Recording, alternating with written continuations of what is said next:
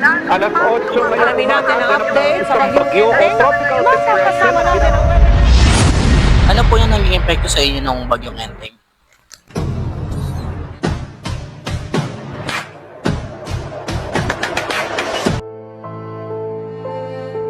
Ang naging epekto po sa akin ng bagyong Enteng is mahirap po. Kasi nasa mababa po kaming lugar. Tapos, hindi ko po ina-expect na ganun po kabilis tumaas ang baha sa amin.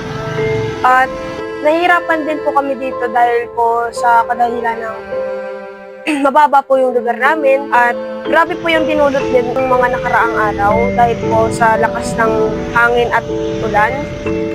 Pati yung bahay po namin is sobrang kakapal po ng putik ngayon. Yung mga magulang po namin is nawalan po ng pasok dahil nga po sa bagyo, napakabilis po ng pangyayari. Ang bilis po tumaas ng baha, tapos sobrang lakas po ng hangin at ang lakas po ng ulan.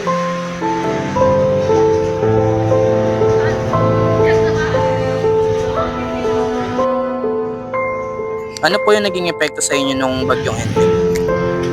Una, nung naging bagyong Enteng, may naha kami ng malaki. At halos lahat ng aming mga alaga ko, hindi ko alam saan din nilalagay.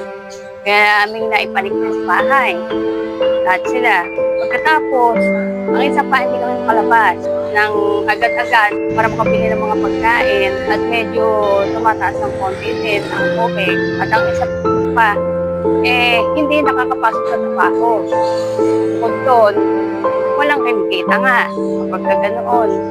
At ang mahirap pa kasi doon sa bagyo na to, kada uulan ngayon, sandaling ulan lang, eto na, baha na ng malaki. Bukod doon, ang mga basura, nagkalat kasi. Kaya binabaha din siguro ang baryo ng ganung kataas. Kaya sana naman yung mga tao dito sa baryo, tumulong na ang basura iayos, huwag ikakalat, at nang sa ganun hindi bumabara sa mga kanal, at nang sa ganun hindi binabaha din.